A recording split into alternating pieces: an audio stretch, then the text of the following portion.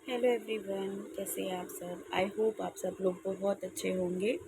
और जैसे कि मैंने अपनी एक वीडियो में डाला था भक्तमाल के बारे में कि मैं भक्तमाल पढ़ने की कोशिश करूँगी।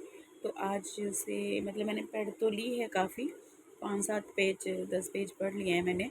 पर ये जो प्रसंग जब यहाँ पर आया, ये आप देख सकते हैं, भक्त और भगवान। तो मैं बस इसको पढ़ रही थी, एक साइड का ये मैंने पढ़ लिया है। तो मुझे लगा कि मुझे ना आपको भी ये दिखाना चाहिए। बहुत अच्छी चीज़ है ये। इसमें ना भगवान ने अपने भक्तों के लिए क्या कहा है, उनकी क्या भावनाएं हैं अपने भक्तों को लेकर, वो क्या सोचते हैं, उसके बारे में वो लिखा हुआ है।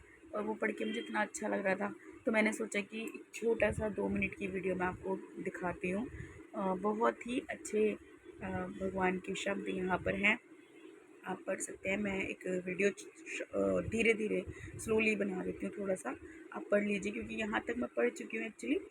आगे से मैं आपको बोल करके पढ़ा दूँगी, आप पढ़ सकते हैं। ये देखिए, आप वीडियो को ना थोड़ा सा होल्ड करके भी आप पढ़ सकते हैं। फिर ये बहुत ही अच्छी एक भगवान ने अपने शब्द लिखे हैं यहाँ पे कि वो अपने भक्तों के लिए क्या चाहते हैं, क्या सोचते हैं, किस किस तरह भगवान उनके वश में होते हैं भक्तों के। वो आपने एक भजन भी सुना होगा, भगत के वश में है भगवान।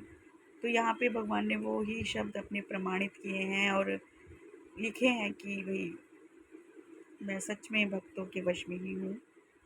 और आप देख सकते हैं इसको, आप पढ़ भी सकते हैं। और ये एक साइड का मैंने पूरा रीड कर लिया है, तो अब मैं दूसरी साइड में जा रही हूँ जहाँ लिखा है कि दुर्वासा जी, मैं आपसे और क्या कहूँ। मेरे प्रेमी भक्त तो मेरे हृदय हैं और उन प्रेमी भक्तों का हृदय स्वयं मैं हूँ। वे मेरे अतिरिक्त और कुछ भी नहीं जानते तथा मैं उनके अतिरिक्त और कुछ भी नहीं जानता। संस्कृत के मैं नहीं पढ़ूंगी क्योंकि संस्कृत में पढ़ना मेरे लिए थोड़ा मुश्किल है, तो मैं सिर्फ हिंदी ही पढ़ रही हूँ। मेरा भक्त कृपा की मूर्ति होता है। वह किसी भी प्राणी से वैर भाव नहीं रखता और घोर से घोर दुख भी प्रसन्नता पूर्वक सहता है। उसके जीवन का सार ही सत्य है और उसके मन में किसी प्रकार की पाप वासना कभी नहीं आती। वह समदर्शी और सबका भला करने वाला होता है। उसकी बुद्धि कामनाओं में कलुषित नहीं होती। वह संयमी, मधुर स्वभाव और पवित्र होता है। संग्रह परिग्रह से सर्वदा दूर रहता है। किसी भी वस्तु के लिए वह कोई चेष्टा नहीं करता। परिमित भोजन करता है और शांत रहता है। उसकी बुद्धि स्थिर होती है। उसे केवल मेरा ही भरोसा होता है और वह आत्म तत्व के चिंतन में सदा संलग्न रहता है। वह प्रमाद रहित, गंभीर स्वभाव और धैर्यवान होता है। भूख, प्यास, शोक, मोह, जन्म, मृत्यु, ये छह उसके वश में रहते हैं। वह स्वयं तो कभी किसी से किसी प्रकार का सम्मान नहीं चाहता, परंतु दूसरों का सम्मान करता रहता है।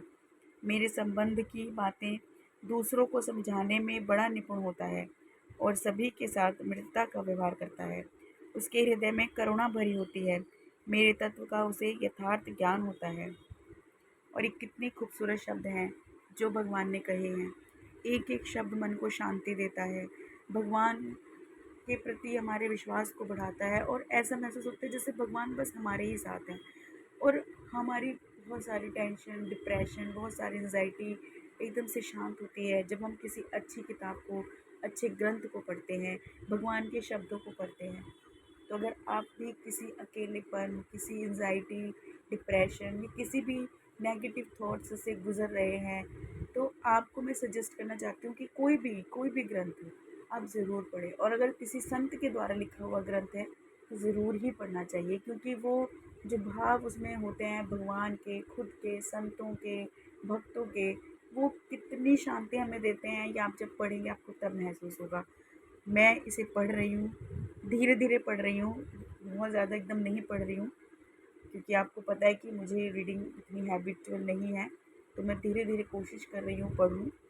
तो आप भी ज़रूर ट्राई करिए, किसी भी अच्छे ग्रंथ को पढ़िए जो आपके मन को सुख दे, शांति दे, आपकी परेशानियों को थोड़ी देर के लिए भुला दे, थोड़ा सा विश्वास पैदा करे कि सब अच्छा ही होगा।